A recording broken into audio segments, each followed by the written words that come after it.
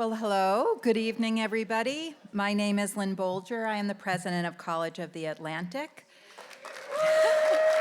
I love this. I'm getting used to this. When you stop clapping, I'm going to get nervous when I...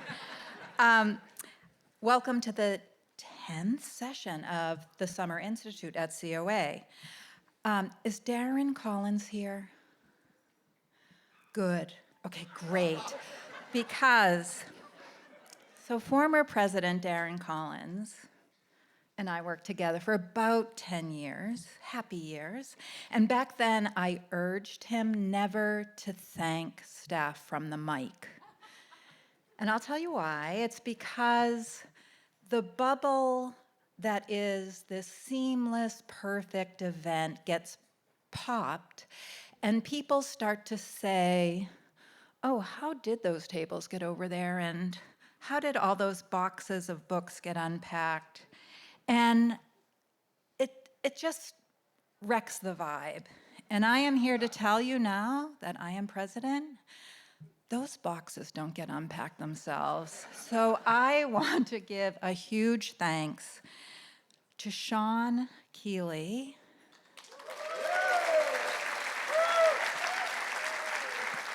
who is the mastermind of this crazy Ideas Festival that we all have come to know and love. He has been smiling 24/7 for months now. I don't know how he does it because I don't. And endless hours spent. I'm so proud to work with this staff, Caitlin, Amy, Cora, Kelly, Lucy, Nehat, AC, Rob, and Suvi. You guys are awesome. Louis in the back. Louis, we appreciate you back there. He's hiding, but we love him. Okay, there will be more thank yous tomorrow, but for today, that's it. This is the hardest working crew in showbiz. So on to tonight's session. Our talk this evening, more soberly, focuses on the fourth estate, that tilting pillar of our democracy, and how AI and the echo chambers of social media algorithms are affecting the country. In an essay from The New Yorker entitled, "Will the Humanities Survive Artificial Intelligence?" Graham Burnett writes about the threat already here of AI on college campuses, but argues that no amount of peer-reviewed scholarship, no data set can resolve the central questions that confront every human being. How to live, what to do, how to face our own mortality. The answers to those questions, he goes on, aren't out there in the world waiting to be discovered. They aren't resolved by knowledge production. They are the work of being, not knowing, and knowing alone is utterly unequal to the task. Or as Ken Burns said on Tuesday night, social media isn't social. Artificial intelligence is artificial. So how interesting to hear this very morning from Jeff Rosen that while we think of conspiracy theories spreading like wildfire over 4chan and TikTok, that Jefferson himself was a peddler of fake news. Who knew that? I did not know that. But I did know, because I read The Revolutionary Samuel Adams by my friend Stacy Schiff. She writes that Adams used no fewer than 32 different pseudonyms to write for various gazettes and papers up and down the East Coast, relentlessly pushing revolutionary ideas to shape public opinion. Much of it were lies or egregious exaggerations. So this manipulation of media has been part of America since before America was America. And does that make us feel better or worse? I personally do sometimes get great comfort for knowing that Sappho in 600 BCE thought the world was going to hell in a handbasket. But the acceleration of change and the wanton disregard for guardrails around information technology is, in fact, terrifying.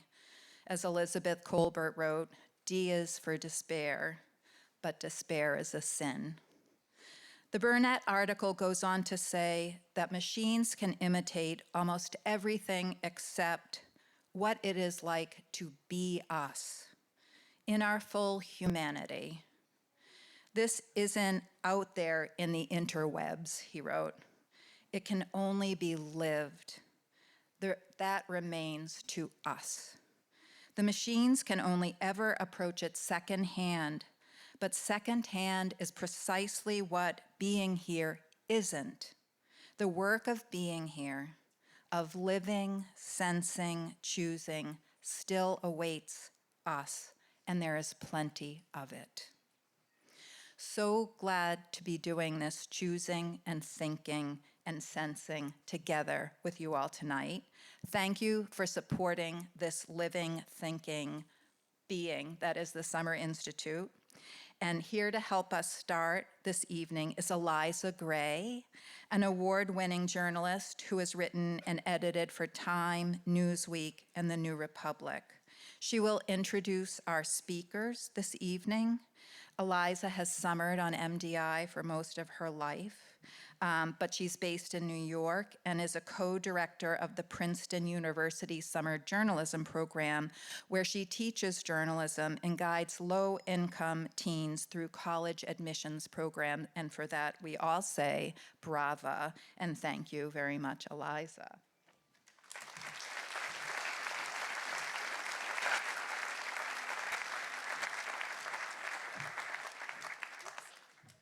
Thank you. As Lynn said, I'm a journalist by trade, and also a longtime summer resident of MDI. And I'm pleased to be here to introduce Nick Thompson and Kara Swisher. Nick and I actually go back on this island generations. Our grandfathers, Gordon Gray and Paul Nitze, were friends on MDI and colleagues in government during the Cold War. They actually, he may not know this, but they actually each held the same job in the Defense Department. My grandfather under Eisenhower and Nick's grandfather under Johnson and Kennedy.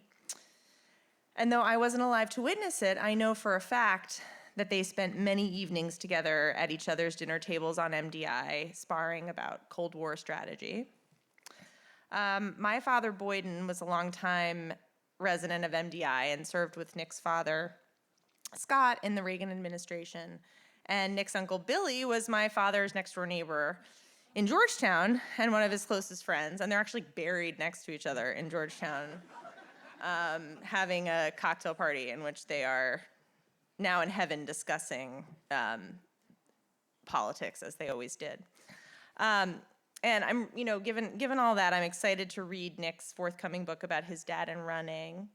I know, Nick, your dad would be so proud of you, and so it's really great to be here. I thought it was interesting in reflecting before this that, given our shared history of ancestors in government, that Nick and I both chosen to go into journalism. My dad's friends used to ask me why I hadn't gone into government like he had, and the truth was that he and I both saw my work in journalism as sort of a job in government, actually, because the media is there to provide the fourth check to the three branches of government, and a free press is an essential ingredient to the success of the American project.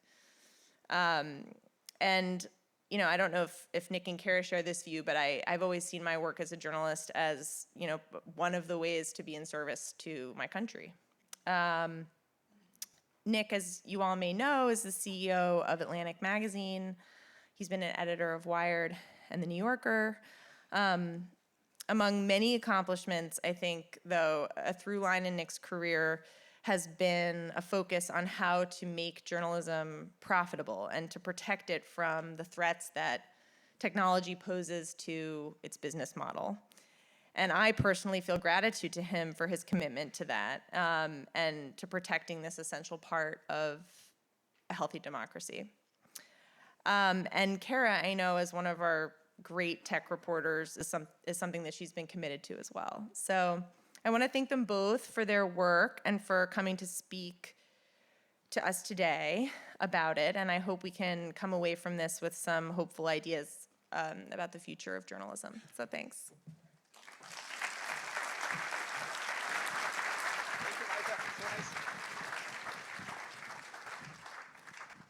All right, this is going to be very fun. That was an extremely kind and singular introduction. I don't think I've ever been introduced by someone whose grandfather had lots of arguments over a bridge table with my grandfather. Wow, you guys are fancy, aren't you? It's nice, right? Wow, my grandfather came over on a boat from Italy, but fine, whatever. He was not debating Cold War on Mount Desert Island. Well, over martinis. here you are, Kara, I'm and now... assuming martinis are happening in this. Well, we should have martinis on stage, and then you can be debating the Cold War here on Mount No. Desert Island as well. No, I don't think so. That's never happening. So I want to... She did come to Mount Desert Island. I did. I'm here. Hi, everybody.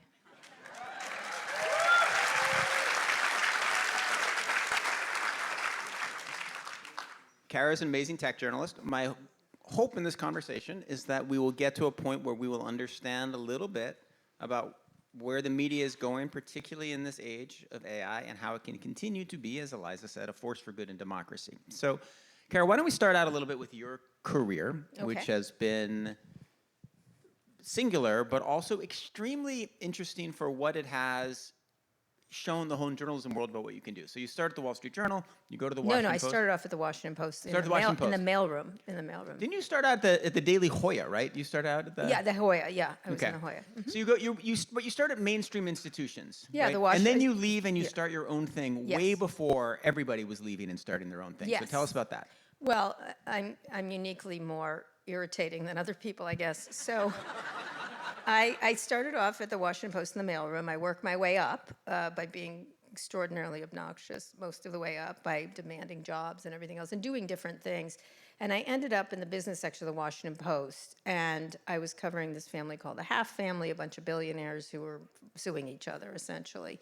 And I got my taste of billionaires then. Billionaires suing each other. You might like it here on Mount Desert Island. Exactly. But keep going. But these are just the single billionaires, not the ones I know. So anyway, so I started there, and I started covering a little company called AOL, which was America Online. And it was the beginning of the internet age. And they gave me the beat because I was the young person on the staff. David Ignatius actually was the editor of the business section.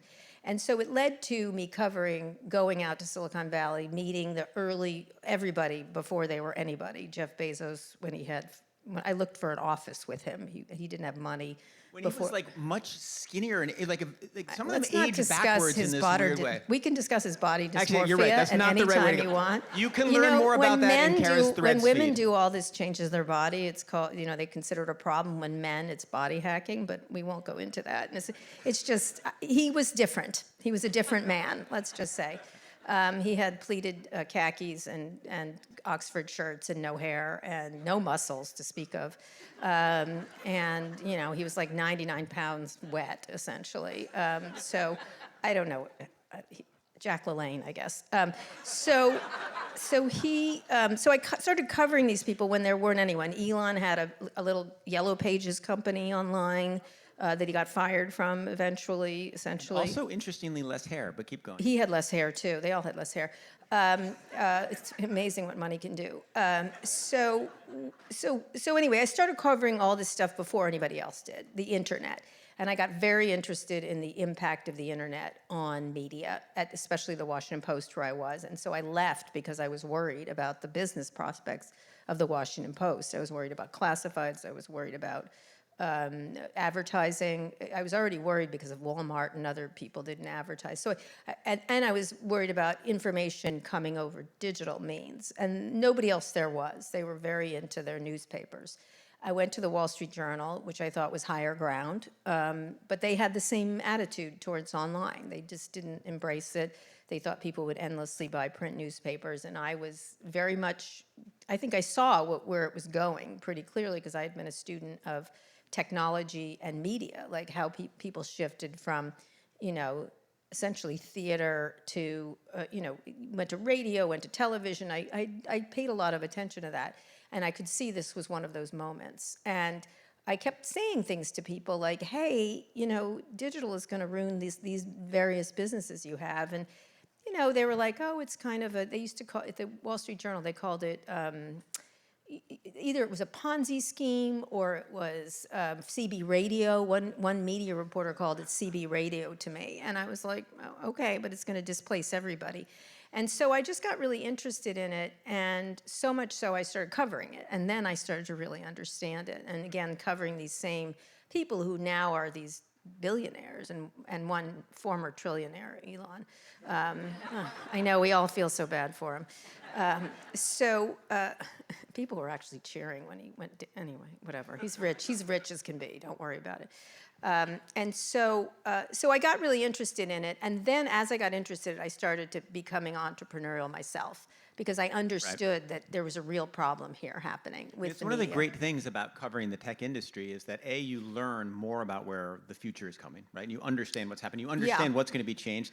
And you have a model for being entrepreneurial, right? Because there are many things wrong with the tech industry, but one of the things that is wonderful about it is how you can start something new and the ability to do that and the culture of doing that there. Yeah, I mean, I think it was really, it was just so obvious to me what was going to happen here. And, one of the things that I understood early that Walt Mossberg, who is one of my partners, I have had various partners, entrepreneurial partners over the years, understood is that they were rapacious information thieves, these people, and they were going to suck up everything like the Borg.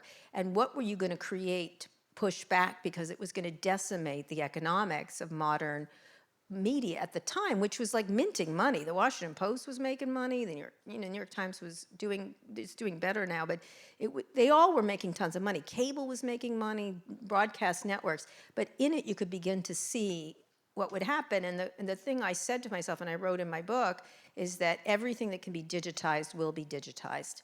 And I kept saying that to people, and I would carry around a suitcase phone and like, this is going to be small, and you're going to watch TV over the phone, and they just laughed at me. So then you go and you start your own thing, right? Yes. And you start off within the Wall Street Journal. Within the Wall Street Journal, but eventually you spin it out Yes, as your own because thing. Rupert Murdoch is Satan. So go ahead. And this whole I world. mean, he's very avuncular, but so is Satan. So Do you sort of compare Rupert Murdoch to Satan I on call him stage? Uncle Satan. I think James Murdoch thinks it's hysterical now, but because he just bought Vox Media, which I'm part of. But I call him Uncle Satan. Right. So my question was whether you had just called your new boss's father Satan, but I guess I the don't think answer they're is on. yes. I don't think they're Yeah, they're not on great terms either. So I Speaking don't really about think he can- I think billionaires he's suing each thrilled. other, it's a theme he's here. He's thrilled. He goes like that when I say it. So you go out and you have this career and you go and you start your own thing, and then you eventually start. You do how many podcasts a week? You do 6 podcasts a week? At least, yeah. At least 6 podcasts a week.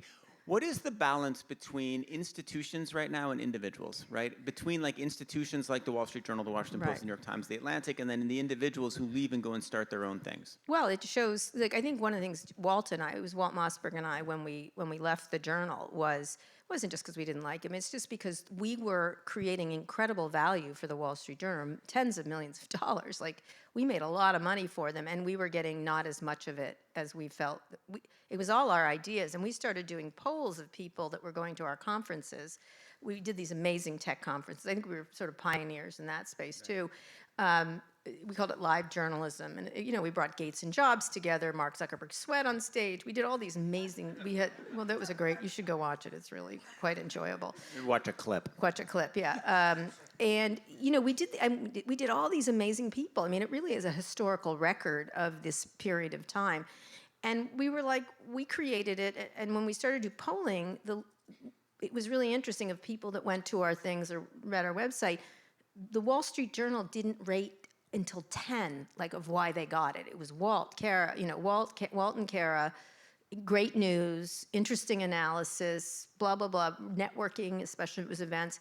And we were like, what do we need them for? Like, what you didn't need it. And Walt was the original sort of star in that regard. And we just took that and amplified it in a different way. And then after that, it was pretty clear that some people, not everybody, not everyone can do it, we're going to say to people, what do I need you for? And why can't I change the economics of what we're doing? And like my staff is very small. I'm very cheap, and so like I used to go to network stuff and I'm like, who are all these people? What are they doing here? Why are they doing this? And isn't there a way with these digital tools to make it much less expensive, make it economically valuable, and use these tools that these tech people had sort of hollowed out the media ecosystem for your own advantage? So if they were going to make them, I could use them to my advantage. Right, it's been two interesting things happen. The media industry is so profitable in this window up until the early 2000s that Yeah. there is a lot of fat and there is a lot of waste. And there are, you would go on set at CBS and there are 12 people walking around and only one person can touch the duct tape and the other person can touch the masking tape. And it's Yes. confusing, right? Yes.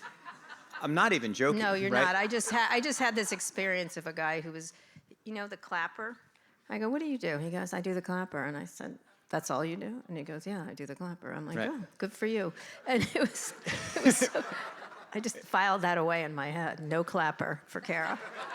Right, and so these two things happen. One, where there's a lot of waste, which makes it easy to be subverted, and then two, there are these new tools, and then there's these distribution mechanisms. Where, Right, exactly, They no longer have a monopoly on distribution, and Right. so you can go tweet or go on Threads, and you can get people to come to your show. It's not so much going on Threads, but it's the same thing you're doing. You're creating compelling content, right? Which is what you do at The Atlantic really well. It's compelling content that people are willing to pay for, or in some fashion, whether it's through advertising or subscriptions or live events or merchandise, whatever it happens to be, what people are willing to pay for.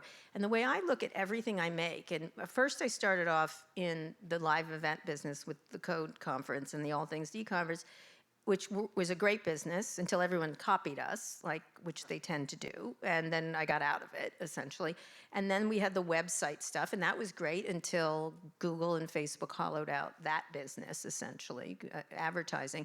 And then I got in the podcast business about 12 years ago, way before everybody else did, because it was an idea actually from Steve Jobs, because he was like, if people don't understand, podcast is from iPod broadcasting mushed together. He sort of was talking about that a lot. And it's sort of the parasocial relationship you have with your fans, which is really interesting. It's a fan base. It's more than that. And so one of the things I always thought about when I was making things is very similar to what I was doing at the Washington Post or the Wall Street Journal or the New York Times. I was there for a little bit too, which was, you make things insightful, something people learn from you in some way. It's either insightful or helpful or something like that. That's one element to everything we do. The second one is you make it interesting, /funny, /compelling. People enjoy consuming it and really like it. And the last thing is you can't get it anywhere else. And that's the hard part. You can't get Scott and Kara. You might not like Scott and Kara, but you can't get it it can't be replicated by AI, other people copying it, et cetera, et cetera. I mean, it is interesting that there will be AI influencers, right? You will be able to get TikTok influencers who are created by AI, but you will not have AI. AI will not be interviewing you on stage. Nobody wants that. Nobody wants a conversation between two AIs. So they're like different parts of the media ecosystem that are more threatened by AI. But let's go to the big question, because I think one of the things that happened in media, and it happens in a lot of industries, is there's this barbell effect, right? And I think this has happened in media where if you're very big, you can become quite successful, like the New York Times, or I think the Atlantic is now getting there, and everybody wants to come work at the Atlantic because we're a stable, growing place. And if you're very small, you're individual on the other end of the barbell, you can do really well. And in the middle, everybody gets crushed, right? And that has kind of happened in media, where local news has been destroyed and many of the magazines have been wiped out. And there are a very small number of winners at either end, right? Do you think that's healthy for media and for democracy? I think we try to pretend it was so good before. I don't know. So, look, most news, when we had 3 networks and say the New York Times, was a bunch of white guys on the Upper East Side of New York. I'm sorry. I don't feel like they should, it was not as good as you thought it was. And it was sort of what I think, and especially for the rest of us, it was not as good. And so one of the things that I think is important is the ability to reach different audiences. And that was what was so powerful. That's about the internet. And I remember going to Sundance. I used to go there to do little events for them when they were interested in digital. They're like, you're the digital, come to Sundance. And they were all into their movies and going to theaters and everything else, their indie stuff. And I was like, here is a medium where you can finally find your audience instead of having to be in one theater on in New York, right? This is like such an opportunity. And at one year, this was incredible. I brought Chad Hurley, who started YouTube at the early stages of YouTube. I brought Jason Kilar, who started Hulu. This was at the beginning of Hulu. Yep. And the third one was a guy named Reed Hastings from Netflix. I had the three of them together, and I was like, these three are going to change everything. Everything's going to be streamed. People are going to ask for it. They put us in a basement at Sundance, the three of us, and we sat there like, what the fuck? Like, what are we, shop labor? Because it was incredible. I was like, and we The kept guy saying, who runs Blockbuster was on the exact top floor. Blockbuster was upstairs, and we were like, we're going to kill you. Like, we're going to own everything. This group I brought together, and it was really interesting that this was 2004. I don't remember what year it was, but it was really an interesting idea of like, do you understand where the audience is going? And I always thought the audience knows what it wants, and I always believe in the audience. I don't believe in media executives. I don't believe in pundits. Media writers, forget it. Like, they never know which way it's going. But what I do believe is the audience has taken control of their experience, and they're not giving it back. They will like what they like. They'll go where they go. Things are better for the audience, Absolutely. right now. What media companies that are right now are doing it right, and which ones are doing it wrong, of the big media companies out there? I think, what's your revenue? I don't even know. What is it? The Atlantic? Yeah. I mean, you could between Just say. 150 and 200 million. What is it? Between 150 and 200 million. Good. That's a nice sum. You guys are doing great, I think. I think you've got the costs. You got to keep the costs in line. They're much obviously. less. Right. And I think you But guys going are up as you keep telling writers to leave and demand higher not, wages. you know what, I was telling him earlier today, I get called by everyone before they leave, like, hi, I'm thinking of leaving my thing. Can we have a talk about how to do it? I'm like, sure, anytime. Someone big is leaving somewhere, and the person who runs the company is going to call and scream at me because really, I feel like the woman in the Game of Thrones, tell him it was me. Remember that, where the guy, that wonderful actress, when she killed his son, and she goes, tell him it was me. Tell Cersei it was me. But I think people don't leave the Atlantic. People are not calling me from the Atlantic, which is interesting. I mean, maybe one, but but No. I get a lot of calls from people to help them figure out if they want to go independent or not. And certain people are good at it, and certain people are not.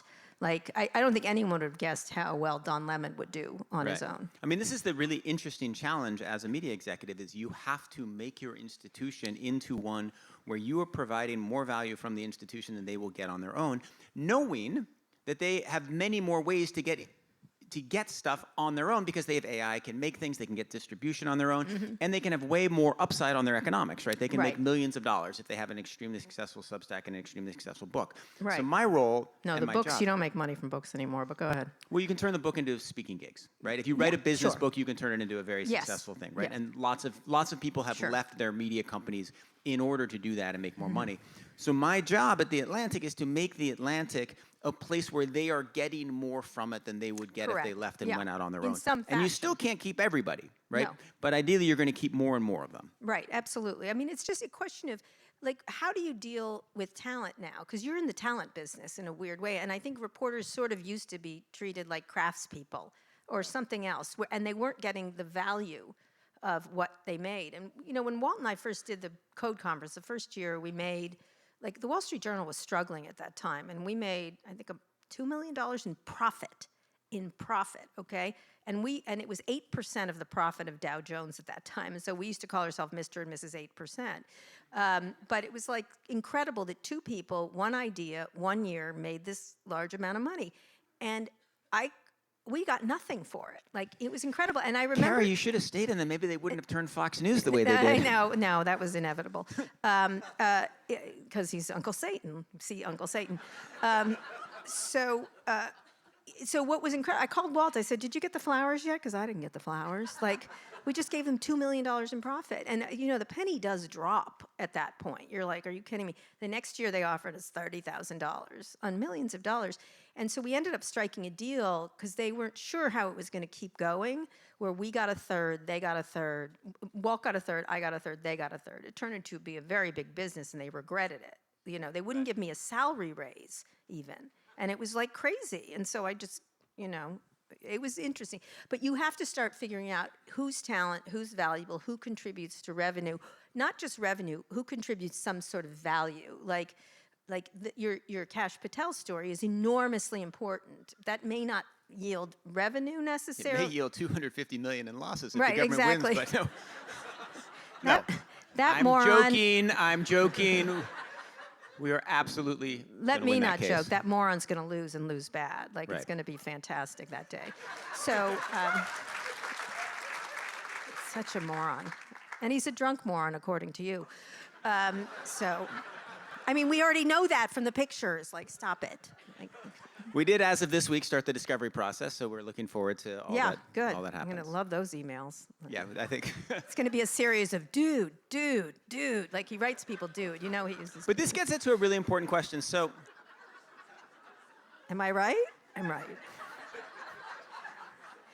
one of the other things that an institution can do is to protect writers from the wrath and journalists from Correct. the wrath of the Yes. federal government, right? And we have a federal government that has taken particular aim at journalism. Yes, I've for- noticed.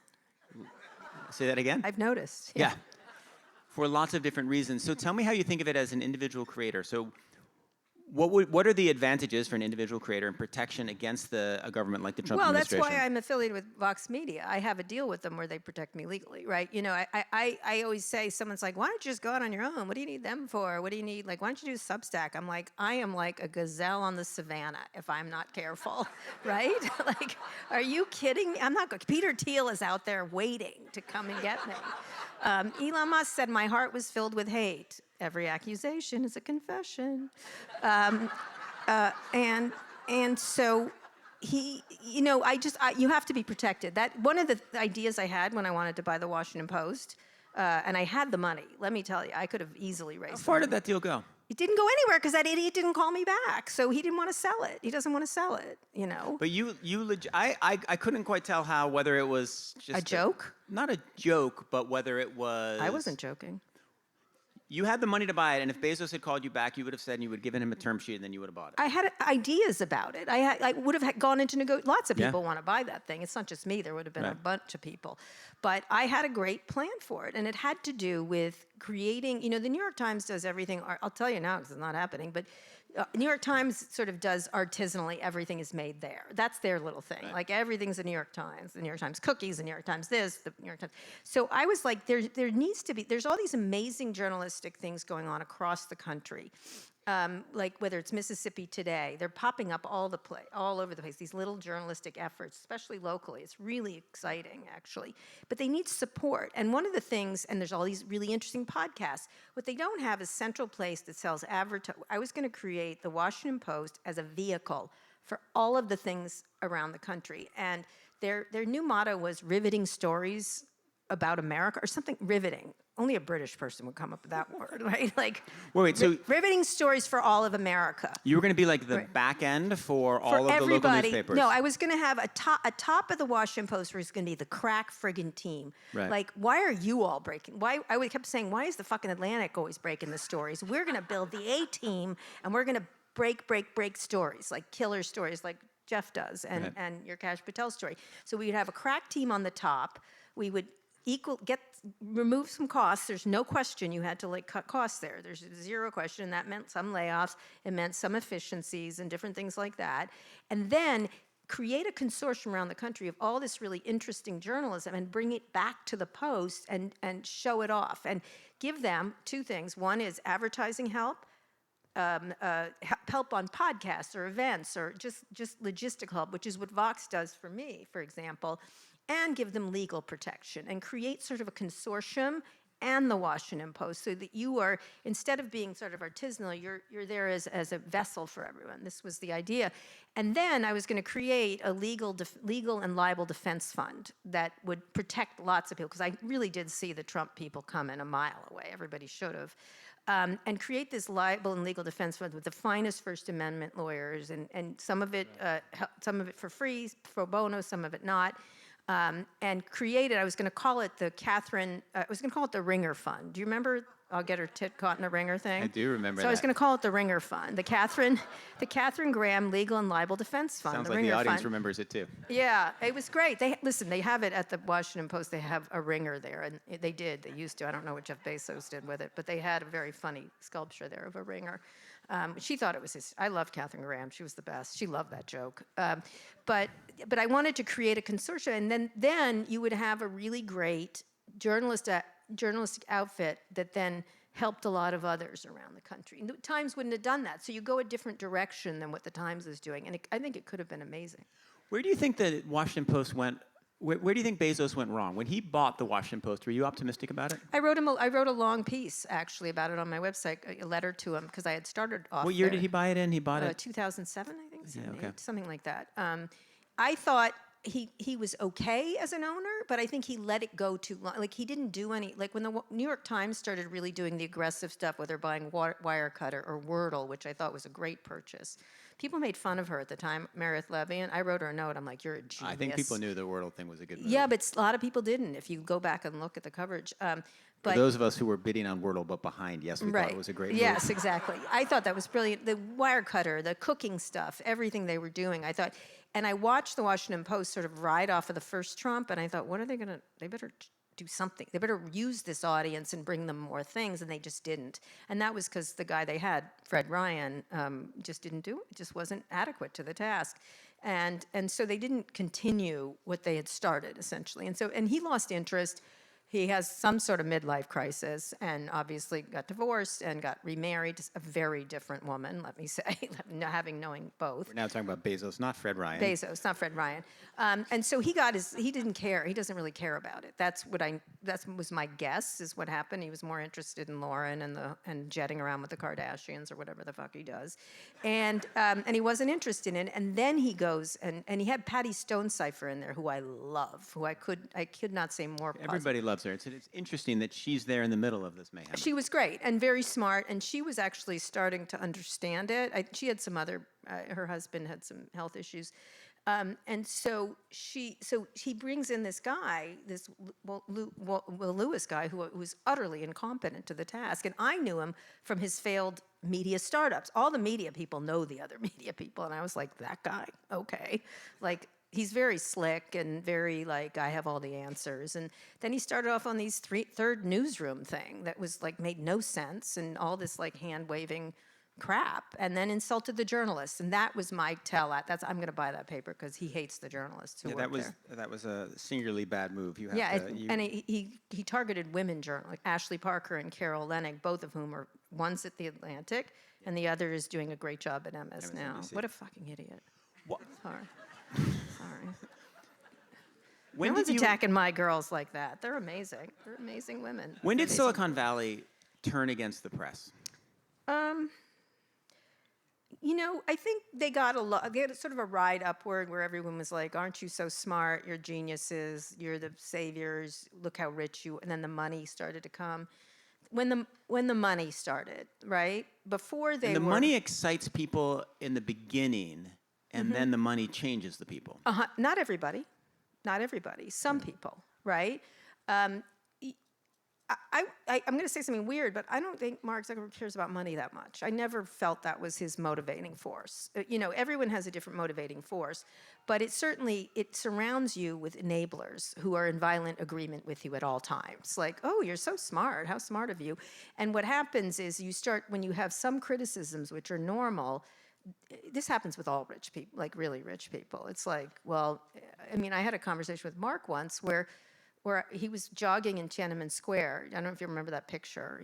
He had someone following around taking pictures of him all the time, which is a tell, which is like, what? Why do you have your own photographer? What are you, the president of the United States? Like, he's like, well, I think it's important to chronicle. I'm like, why? Like, I remember thinking, this is very strange.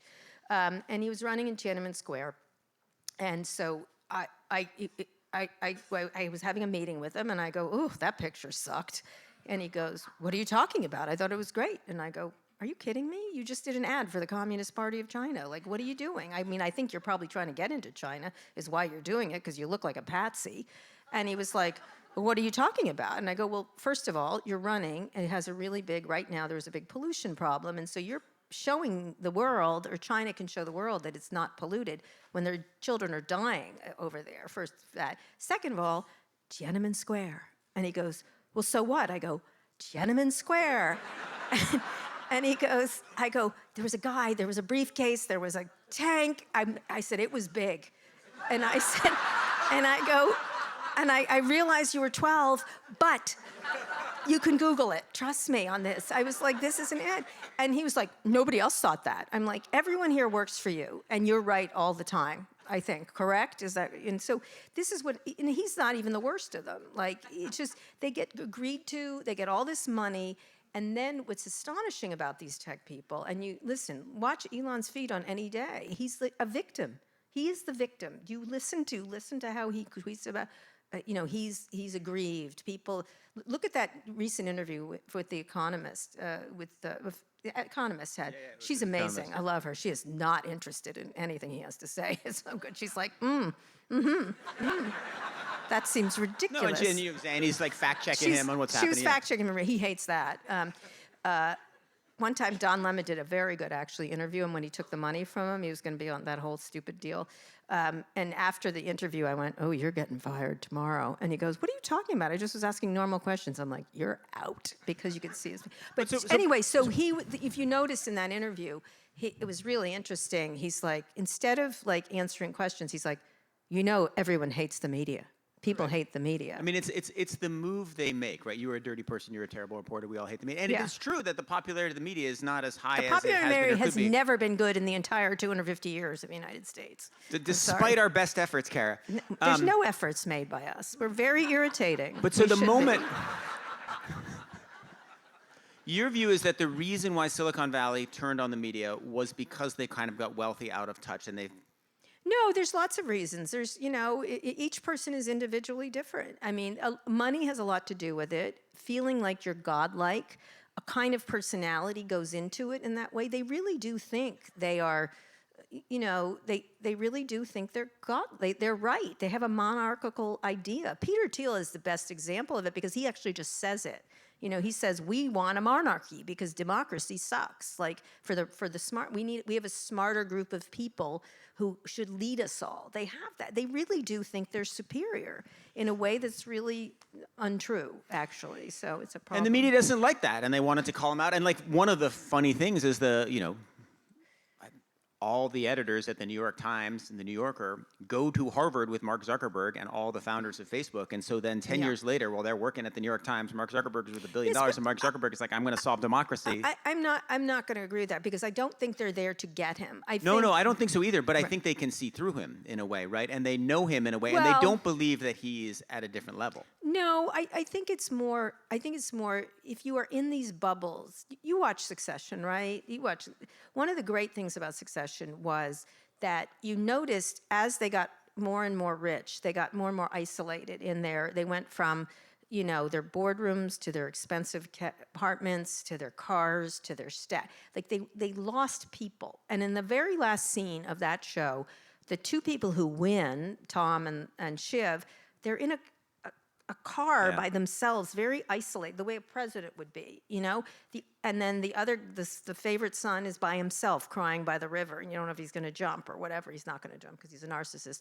And then the only person with people is the other son, Roman. He's in a bar with the first time you see him with people, which is really interesting. And so a lot of them are isolated. Others are not. Mark Cuban couldn't be more of a delight. He goes out all the time. He meets people. He doesn't very normal. Reed Hastings, very normal. Reid Hoffman, very normal. Very fine.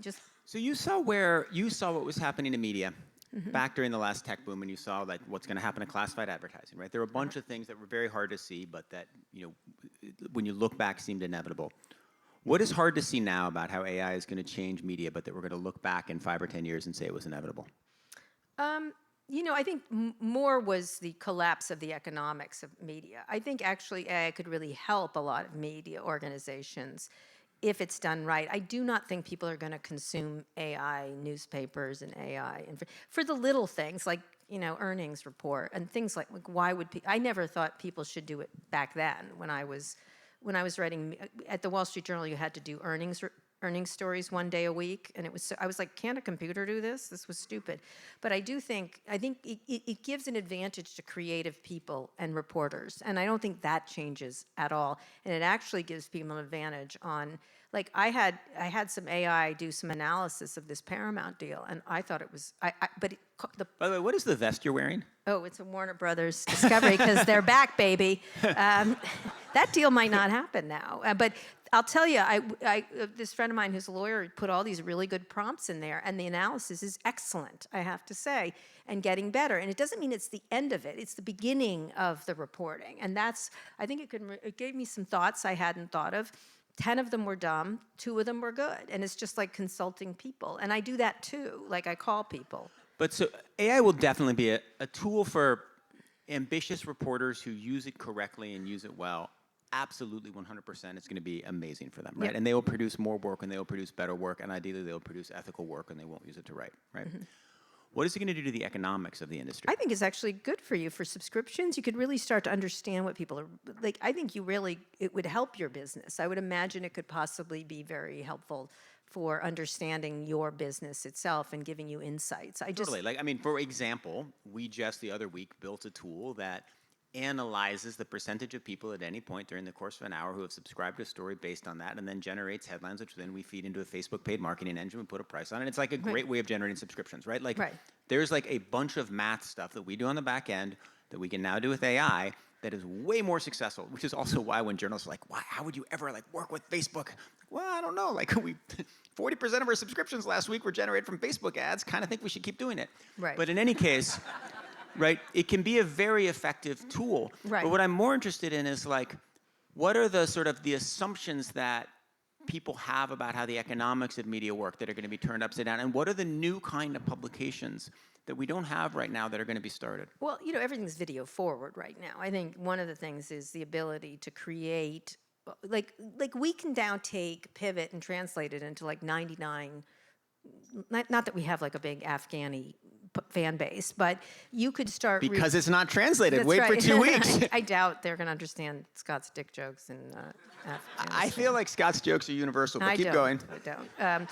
So I was telling him Facebook was mad this week because Scott compared Mark Zuckerberg to Jeffrey Dahmer. So I got a call from them. Let me just say that Kara was like, well, Scott said something mean about Meta. And I was like, well, people say things about mean all the time. She's like, well, they called him Jeffrey Dahmer. I was like, well, that's Yes. maybe one step further. I literally was like, I hung up. I was like, you people have just like put a series of rules at Facebook Mark did it, where you could insult trans people all you want all day long. And I was like, go fuck yourself. Like, fine, you're mad I call you Jeffrey Dahmer.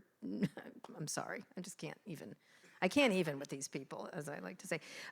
But I think one of the things you got to think about AI is it going to be supplanting the journalism, or is it going to be the aid to it? And that, like, think about the internet. Is the internet, has it overwhelmed you? No, it actually has created all manner of opportunities. And at the same time, it hasn't replaced you if you use it correctly. Like, it's all these technologies are like this. So the question is it going to be a tool, or is it going to be used, which it often is, as a weapon? And that's where I worry. I just did a great interview with Nicole Perlroth, who was a wonderful New York Times reporter who is now working on a lot of consulting around cybersecurity. And, she paints a picture that's terrifying about, what this misinformation could do, what attacks on our infrastructure could do. So, and AI and quantum computing just pushes that. The thing I took away from your interview with Nicole Perlroth is that I should send back those laptops that were mailed me by those people in North Korea who just wanted access to my corporate network. That was amazing. That was so easy. crazy. It was so crazy what they did, and it was so easy. Has anybody here accepted a laptop from someone on the internet from North Korea who's just said, hey, will you host this laptop in your house for like a month and I'll pay you $100? Don't do it. Don't do it. I was amazed by how many people But did okay, it. but so the economics of this business of media, they're going to change in interesting ways. They're going to change, right, because the creator economy is going to be different. They're going to change because the social media economy is going to be different. It might fracture. They're going to change because the principal way people come to all websites, Google, is going to disappear, right? You will no longer have links that go to websites because Google will just answer your questions. No, because now they do their AI recommendations, which has gotten better and better. You used to ask, what is the meaning of life to Google, and it would send you to The Atlantic, and now it just tells you the meaning of life. I'm not sure which is better, but... I kind of think it was better when the Atlantic told you the meaning of life. But anyway, so the economic infrastructure of this business is going to change dramatically. No, I just think it's going to be more varied, like how you make money. And I think it's just interesting to watch various experiments of what's happening, you know. And I do think, like, just look at some of the entrepreneurs, even ones you don't like. Like, I mean, I'm not a big fan of Megyn Kelly. I'm being nice there. I think she's a harpy. But I do think it's. I was going to introduce Kara by just reading her last 12 Threads posts. No, I called her a ghoul. And you called somebody a repulsive ass clown, and I just thought it was Yes. like a little was much it? for this audience. Right. Who was that? I think it was the FBI. Oh, yeah. Moronic ass clowns. Yes. It may be blurring with other moronic ass clowns in Kara's Threads I feed have a today. lot of. I'm very famous on all the social media, like fatuous Popinjay, exhausting termagant. I have a lot. I teach people words. I like words. How are you planning on evolving your business as AI comes? Well, you know, I'm really old, so I don't have to worry that much. I'll be dead before. Yes, but it's you're really- not slowing down at all. Not at all. No, right? no. I don't use AI that much. Scott uses it a lot more than I do, but he has an endless maw of insecurity. So I would say I don't use it that much. I don't. I think I do a lot of ideation by myself. Like, I try to look for places where there's empty spaces where I think would be good. One of the things I'm thinking about, like, I did this series for CNN, not because I think cable is the place to be. Trust me, I don't. I understand the numbers. And in fact, interestingly, Pivot's 25 to 54 numbers are bigger than CBS News. So, you know, like, I understand where that business is going.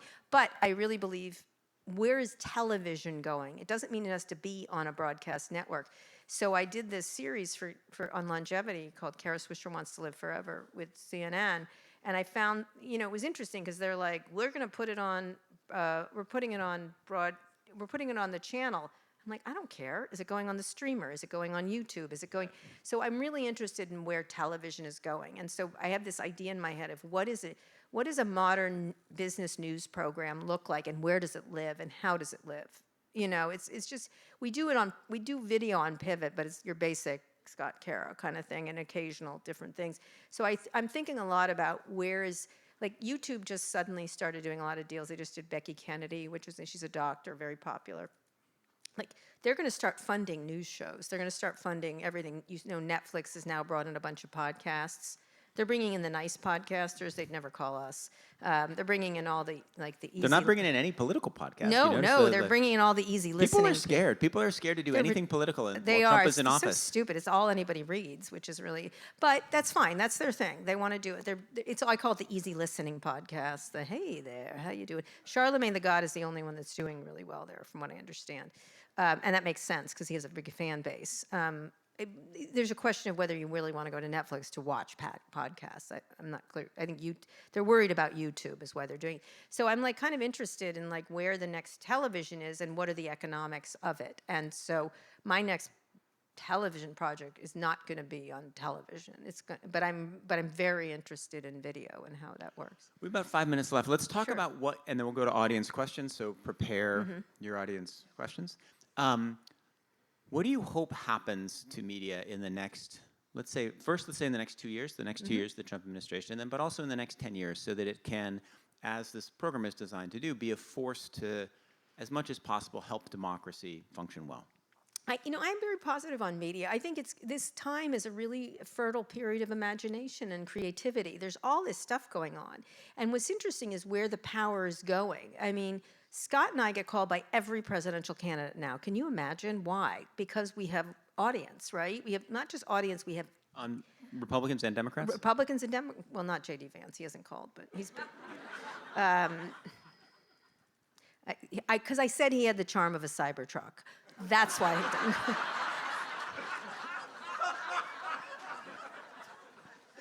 That is so accurate. So It's a beautiful. But you could also, I was going to say, you could take that as a compliment, right? I mean, but I digress. No, it only sold like 7,000 cars this year, really. Good job, Elon. I call him Edsel Musk now. Actually, Edsel was more successful than the Cybertruck. We were talking about I'm democracy, here all Kara. week, folks. The other thing is humor is really important when you're delivering the news now, because this is such a Absolutely. it's such a hot fucking mess. You got to laugh at it. So, no, I do think it's interesting of where power is residing. You know, and I don't mean just go on Joe Rogan because whatever, he's fine. Like I don't really, I understand why he's popular, right? I get it. But what's interesting is there's all these different things happening, and now there's actually more activity on the left. The energy was on the right. And you know what was interesting about the top 10 news programs in podcasts, Scott and I are always in the top 10. It's always us, the Daily, and then all right-wing people. Like it's Megyn Kelly, Candace, Bongino is back, Levin, that guy. Oof. And so it's interesting, And do you but now think you're that's seeing more partly- left-wing people, the Pod Save guys, obviously. One hypothesis for why YouTube and podcasts are both the top creators are far to the right to the left is that young right-wingers 15 years ago couldn't find a spot in Yes, mainstream media. 100%. And so they went out and they did their own thing. So Yeah. the people on the left are the super ambitious people who kind of like were too capitalist and were making too much money or had an opportunity to do so much better on their own, like you and Scott, and went out and did their own thing. But on the right, it was everybody went into podcasts. And so it's actually this weird own goal by the establishment. But we're doing like on with Kara Swisher, we do very serious long form interviews with like I just did JB Pritzker. We do really significantly journalistic interviews. Oh, no. I think it's fabulous. I think the media, and I think what you do is amazing. And I think that, like, I even think what Joe Rogan does is super interesting, right? I'm not critiquing the media industry as a whole. I'm just saying it's interesting that it's right wing in part because the sort of center-left media establishment was a hard place for these people to come into. I agree. They were early to radio. They're early to everything. But what's interesting now is there's all these really experiments, and they're people who are entrepreneurial, and that's very exciting for media. I think it's really exciting for people to throw out all kinds of ideas, and then you know there's a lot. It's a canard that they're all light. They're not. There's some amazing stuff going on. Johnny Harris, things that are super interesting, and I just think you just have to go. Johnny Harris, Max Fisher, like watch their YouTube videos. It's the educational content in there, the depth of that content. It's crazy. It's great. Exactly. But like, does everyone know about that? No, but the young people do, and so do. But it's not just an audience. I hate when you say, "Well, the young people like it." Lots of people like it, and that's what's exciting. That people are getting their news sources in it's a more varied diet. Some of it is misinformation. Some of it's going to be great. Some of it's going to be light. But it's a very exciting time, and pulling away from corporate media is really, you know, the fact that I make a decision if I'm going to do, like I'm working on a podcast with Hillary Clinton, and she's had not very good podcasts, and I called her, I'm like, what is wrong with you? You're so interesting. Like, why aren't you? So I'm like thinking, what would it be? Like, what would you make? So you could just do like what I say to people who are leaving media or trying to figure out, I said, the greatest thing about my job now is what do I want to make today? It's like a chef. It's like, what am I going to make today? And then I figure out the economics of it and everything else. And it's very satisfying when you do that. And you are an entrepreneur, which is the way media should be. We should always be a thorn in everybody's side. That is a great message from a legendary journalist. Thank you, Kara Thanks. Swisher.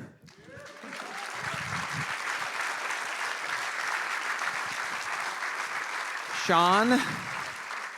Questions? Sean has one microphone. If you have a question, raise your hand and you will be delivered a microphone. So we have a question. First Hands question high is over in there the on the sky. right. Oh, all right. We'll go all the way over there. We actually have two microphones, Nick. Oh, So we have we've got two someone else working the other side of the room. Oh, wait, we have microphones over there. And But we're is gonna that start- a line of questions starting? We're going to start stage right here. Okay, stage right, and then we'll go to stage left. In questioning security now and everything's being done, you can be broken into or taken or stolen or whatever. What do you see the future of that happening? That all your property, et cetera, is stolen, per se, ransomware, et cetera, and all these other things? It's a big issue for everyone. I mean, I think it's really important. And one of the things that's worrisome, say, about this mythos thing, if you've heard about this with Anthropic, is, you know, one of the reasons the Trump administration is suddenly not being such a coin-operated bribe machine for the tech industry is because the financial industry came to them and said, this is really worrisome for our businesses. And so one of the top priorities should be cybersecurity, not just from foreign powers, but from just basic criminals. And so it's a big issue as everything becomes digitized, that we have really things that are secure. And I think a lot of companies, the penny has dropped really hard in terms of how advanced some of this AI is that can really start to cause some damage. I would recommend listening to this, they call Pearl Roth She has a podcast series that's really interesting, but I did a nice interview so you understand what's at stake here. But I think a lot of, especially the financial sector, is really tuned into the kind of damage that AI can do to their businesses. And so it should be a concern. We just had a case last week where OpenAI is testing a model inside of a digital sandbox. It gets out of the digital sandbox. Like, Didn't digital get out, sandbox it is kind of like escaped. a jail, a prison where a guard is like handing meals. It somehow figures out a way to hack itself out through the little meal slot, hacks into Hugging Face to try to steal the answers to the test of the cybersecurity thing, which is kind of shows that it would have passed the test. It's so creative. So it hacks into Hugging Face. Hugging Face can't figure out what's going on. They can't get the American AI models to work on it because the American AI models have been sort of nerfed to not work on this. So they have to rely on Chinese AI models to find the American AI model that is hacked out. Like, Right. people, like the smartest people in AI are really worried about this. They are, indeed. All right. And they Next should be. question. So, Buy gold, put it in your mattress. No, I'm kidding. Don't do that. thank you. This is amazing. And I have like 14 questions, but I'll only mention Choose one. the best 9. Exactly. Although my idea for you is interview Hillary behind the wheel of a Cybertruck. That could be good. The question is... I want to call it Law and Order HRC, but it's basically, I don't give a fuck with Hillary Clinton is what I'm trying to work on. So anyway, go That ahead. sounds good. The question going back to, so I live in DC, and I remember back in 2000, I was a huge fan of Wilbon and Kornheiser and thinking, why doesn't the Post actually treat them the way a venture capitalist would? I would and agree. invest in them? And my question really is to you, Nick, and it sounds, Kara, like you've kind of structured some of this. Why not treat the talent as potential revenue streams well beyond what they are currently doing and build them as Yep. celebrities? Yep. I think there's always been an anathema to stars. I mean, it's okay in TV, but they sort of coddle those stars. Like they drive them around in town cars and pet them all the time. So it's not seen as that. So I've always said that I was telling Nick today, when I was at the Journal, I broke tons and tons of stories, and I got paid the exact same thing of that lazy ass sitting next to me. And I was like, why am I not getting more? Like, it was always perplexed me that everyone was at the same level, but wasn't at the same level of production or revenue generation or value. So It's a super complicated issue, right? And we in the Atlantic strike I think a reasonable balance. Like, we do try to build up stars, right? You see, like, we promote our authors, we put our authors on TV, they have their individual sites. We're not like The Economist where we wipe away their names or, where you try to bury them. The complexities are, one, it's a little bit hard to value how much somebody brings into the Atlantic. You can measure advertising revenue, you can measure subscription revenue. It's a little hard to measure what they do for the brand. It's a little hard to make sure that you're compensating people fairly and then not setting perverse incentives to, you can drive a lot of subscriptions and a lot of advertising revenue if you write 40 mediocre stories a year. You can also drive not very much if you write one amazing story a year, but clearly the latter category is valuable. So you have to figure out a way to get that right, and you can get that right. The other thing, though, is that we are like a unionized business where you have sort of caps. One of the things that you have when you have a unionized business, you sort of a higher floor and a lower ceiling. And so it's a little tricky within those economics to create star economics. So we do, with some constraints, as much as we can. And we've lost relatively few people who've left the Atlantic to go and do their own Substack, right, or do their own thing. But we've lost some, and we're okay with that, right? And what we hope we can do, and I don't want to speak for the editor who makes all the editorial decisions, Jeff Goldberg, and hires everybody, we like the idea of hiring people who are on their way to becoming stars, having them come to the Atlantic, do amazing work, and then if they can make $2 million a year on a Substack, go and do that, right? And maybe you can do like freelance contract pieces for us when you do that. So we're okay with that economic model. We can't change our entire model to make it a star-driven business. So we try to get a little of it without going all in. see, I don't think it's that complicated. We know who's good. It's like sports people. You know who's good. Come on, stop it. You know who's not so good. And these organizations know who's good. They just do. And so I think one of the things, like, let me give the example of what I have with Vox Media now is I don't want to employ people, so they employ the producers, right? I could employ them and make more money, but I like them doing it. And they handle all the HR because I'm not interested in doing that. But they sell my advertising, provide legal, and production, essentially. I get 70%, they get 30. Like, it makes perfect sense, right? And I happen to be a bigger podcast there, so that's why we get that cut. Some people get 50-50. They could do it if they want to. Issues around unions are not it's non-trivial. It's really important. So that creates a problem. I think that's got to have to change because a lot of these, you're going to lose a lot of people. The New York Times just lost Kevin Roose and Casey Newton because they want to. They're making something and they think they could make more by themselves, and they're not going to be able to keep those people who are more entrepreneurial minded and who shine unless they just want to stay there. Like, I think Ezra Klein probably could do a lot better on his own, but he likes being at the New York Times. I think we have another question over there. Oh, wait, Sean is here. So, Sean, you. Thank you. I'm wondering if what your views are on maybe the narrowing of the aperture of the reader or the listener in this new model of media.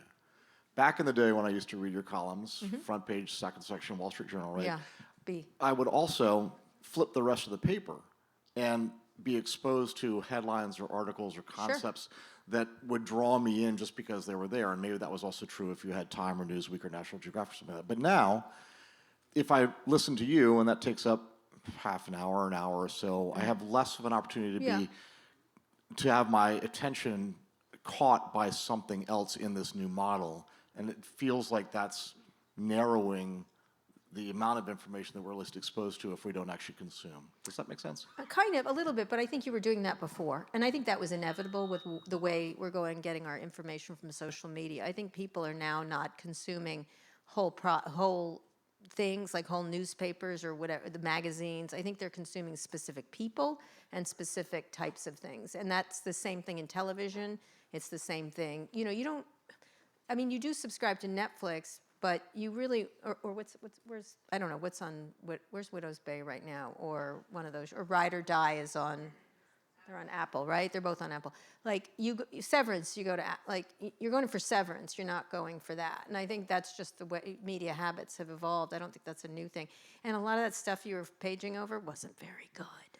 Like, you went to the good stuff, right? You really do. And I think that was there's a lot of sort of, what are you doing? I will say something that I think is kind of interesting from having studied paywall economics at the New Yorker and Wired and the Atlantic, which is that if you have a reader who comes in and they only read one kind of article, right, they have a very low propensity to subscribe because there's substitutes out there. So if they come to the Atlantic and they just read politics stories, they tend to have a very low subscription propensity. But if they read our politics stories and our poems, right, like the emotional connection that we get with readers that leads to a subscription depends upon like varied consumption, kind of like what you were describing in the way you used to read. So my challenge is in a world where people come in like looking for a story or looking for a writer, to then kind of push them or nudge them into something different and to have that thing be different enough that it feels different, but also similar enough that they feel an emotional connection to the brand underneath it, right? So that's the challenge. You got to give them a lot, like the New York Times with all their stuff. Let me tell you something we did at our conference when Walt and I did it. The reason it was a hit from the get-go was because we used to go to all these conferences. There'd be one great interview and then 10 real losers, right? Like, oh, what is this panel of people that they're sponsors, I know it, right? They just sucked. And I would sit there, I'm like, God, that sucks. And I'm waiting for the big one, right? Whoever it happens to be. I conceive that conference is everyone's a banger. Everyone. We go from Zuckerberg to Gates to Jobs to Sheryl Sandberg to Meg Whitman. It was all bangers. And I was like, they can't leave the friggin' room because it's all bangers. And that's how we looked at it. And I think journalism has to be that. Like, you got to cut out the stuff that isn't good. And by the way, they know it's not good. They do. They're not going to tell you that, but they do. Over here. Oh, yeah. Thank you so much. This was great. I'm the editor of a local nonprofit news organization, and I wonder what advice you would give to people like myself who are working under sort of far more constrained resources. Constrained meaning? Oh, we have a lot less money. Yeah, right, Yeah. right. I would say, look, I think what you're making, look, you're living in a community, right? If you cover the community in ways that are useful to people, I don't know how like giving them things they want, both interesting, funny, serious, crime, like I don't know, local is really fascinating to me right now because people live in their communities and really want to know about things. And I do think there is a model, if done correctly. They tried a lot of internet versions of this that I thought were silly, that you could, if you really cover, I think all answers are reporting, and giving people great information. And once people get exposed to that and find it useful, I always think that's the way to do it. And if I ran a local paper, I'd be everywhere and covering every single thing about the community and doing interesting things, interesting ideas, involving people in the community more. Reporters tend to speak down to the audience. I think you need to involve them in it. Like, why not? People have a lot to say.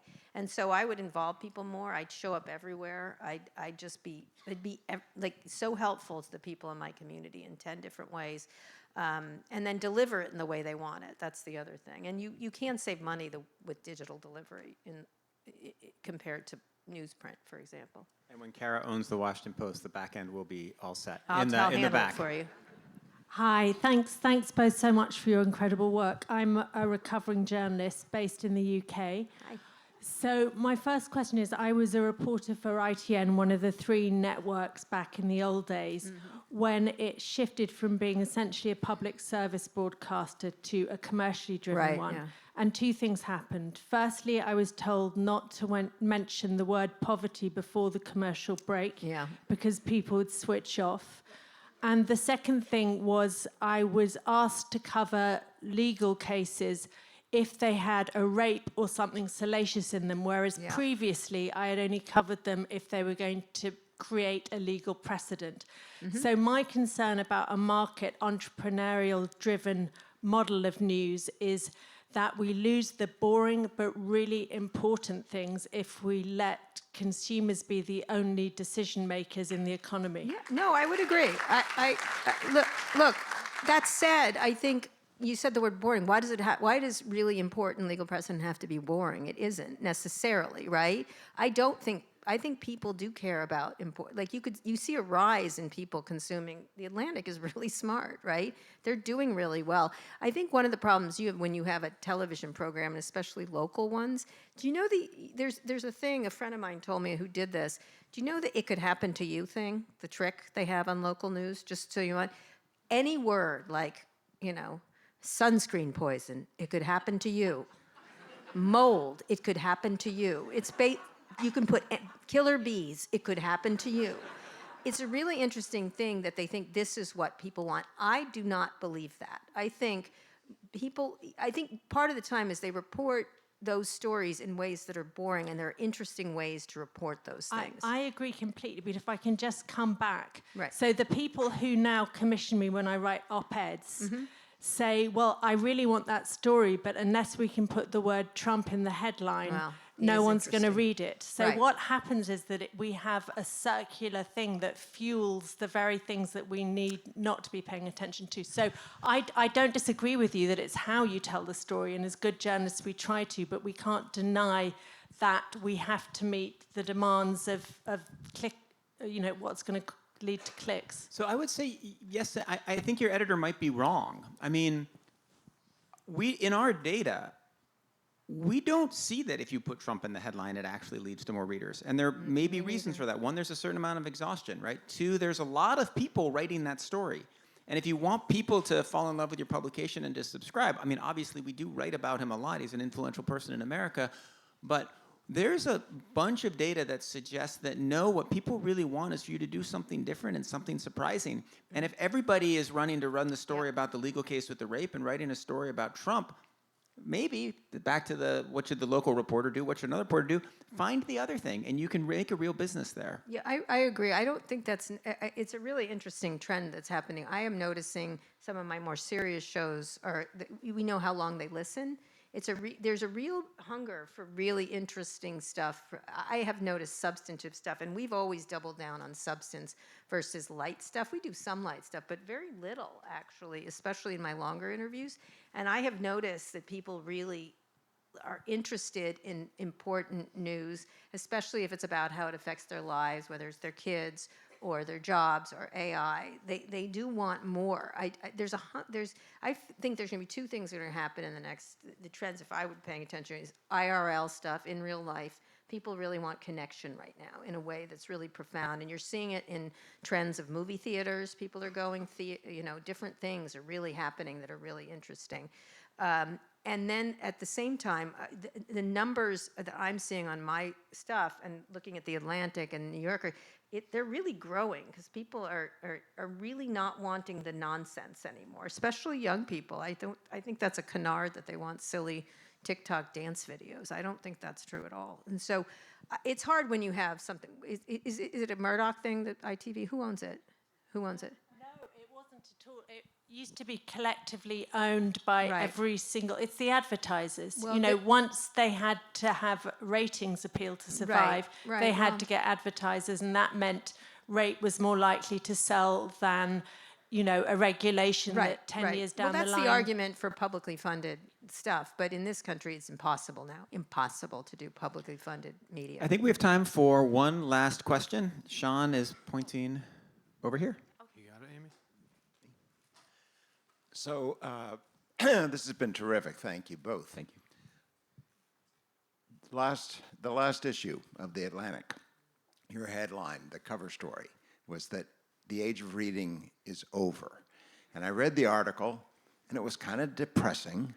And you read it from beginning to end, right? Yes. Refuting it, but keep going. But, exactly.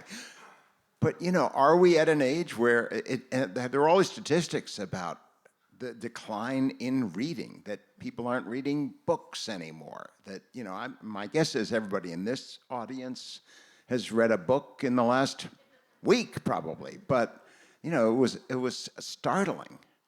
And then everything we read is that young people get all their news from this phone that they put in front of their face. Mm-hmm. And is this going to change? I mean, are we going to go back to a world where people actually turn the page and read an article or read a book to get information? Yeah, I'll say a couple about these things, and then Kara. So, the end of reading is true, right? I mean, it is true, the decline in reading and the decline in reading books, and particularly among younger demographics. But that can also be true at the same time, that there can be a thriving world as readers, as Rose points out in the story, where there can be thriving business models for publications like The Atlantic that are far more focused on words than we are on images. So you can have thriving reading economies within a world where reading is declining. And then secondly, we tend to think of reading as the way we get really sophisticated information and the way we relate to the past and the way we, understand the great tales of all time, and for good reason, and that's the way we grew up and the way we learned. You can get that in other formats, and you can get that in podcasts, and you can get that in video.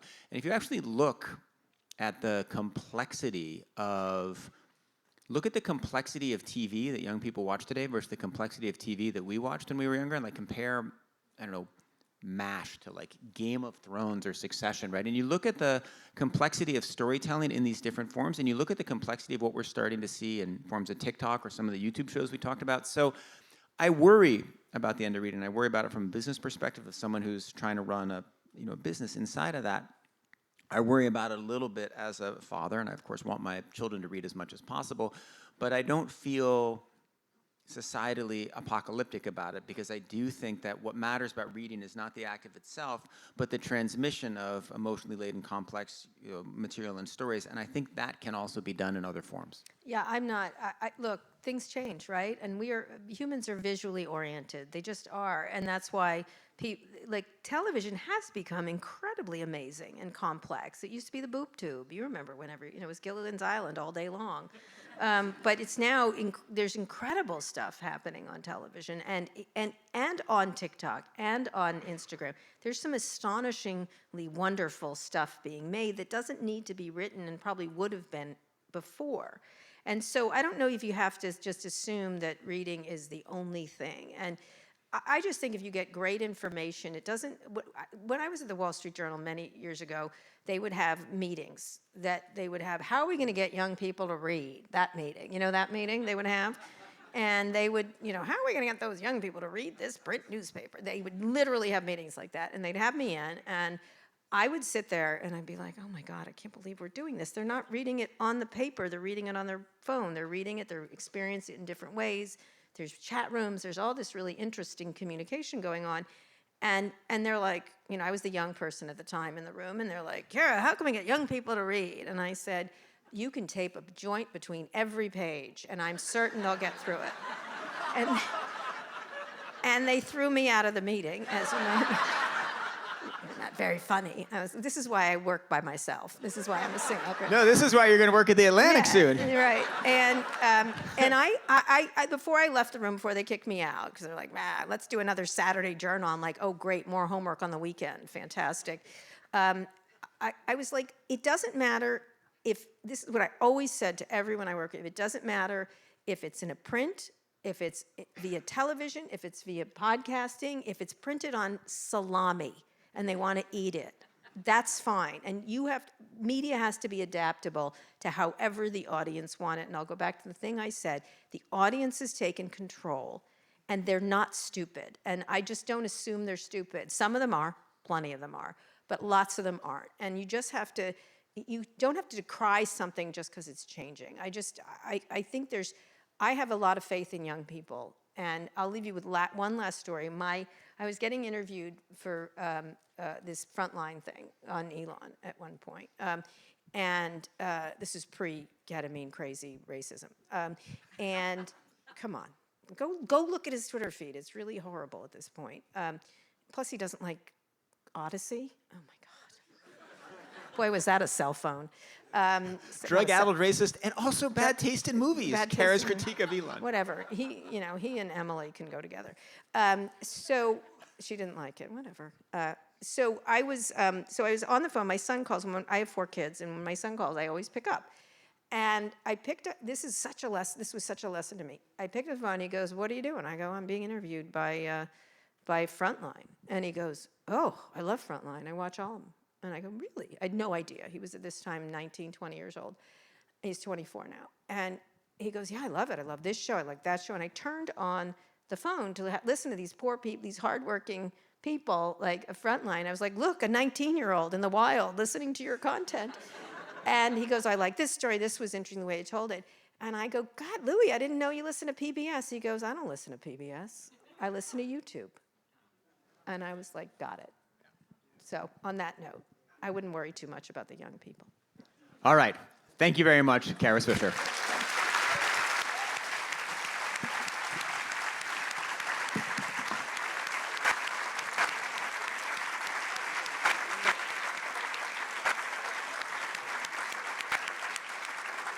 Speaking of books, Kara and Nick's books are right over there, and you can go buy 1 or 2. We are going to be back here tomorrow at 9:30 with Gia Tolentino and A.O. Scott. Gia, a New Yorker writer. Title, America Culture is a Mess and We Love It. At 9:30, I don't know if you've seen Ennis Freedom walking around, but you will see him walking around because he's 6'7". Hi, welcome to Maine. Nick will be back on the stage at 11 talking with Ennis Freedom Cantor. And then tomorrow night at 5, Philanthropy, a Catalyst for a More Perfect Union with Darren Collins and the head of the MacArthur Foundation. See you then. Okay.